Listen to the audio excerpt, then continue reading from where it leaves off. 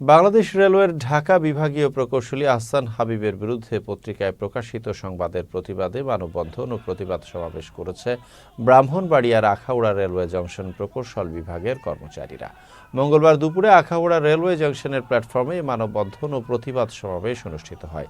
এদিকে ভোলার কাচিয়া শাহমাদার মাধ্যমিক বিদ্যালয়ের প্রধান শিক্ষক ও শিক্ষক সমিতির সাবেক সভাপতি মীর আমির হোসেন এবং অবসরপ্রাপ্ত প্রধান শিক্ষক জাকির হোসেন তালুকদারকে হয়রানিমূলক গ্রেপ্তারের ঘটনায় প্রতিবাদ সভা অনুষ্ঠিত হয়েছে।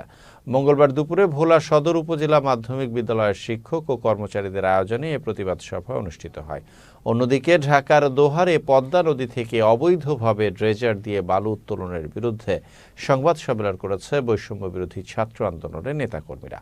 মঙ্গলবার বিকেলে দোহার প্রেস ক্লাব সভাকক্ষে এ সংবাদ সম্মেলন অনুষ্ঠিত হয়। এছাড়াও পঞ্চগড়ে বঙ্গবন্ধু পরিষদের নেতা রশিদুল ইসলাম রশিদের বিরুদ্ধে অবৈধভাবে জমি দখল, হামলা, নির্যাতনের অভিযোগে সংবাদ সম্মেলন করেছে ভুক্তভোগী পরিবার। মঙ্গলবার দুপুরে পঞ্চগড় শহরের রামের ডাঙ্গা এলাকায় এই সংবাদ সম্মেলন অনুষ্ঠিত হয়।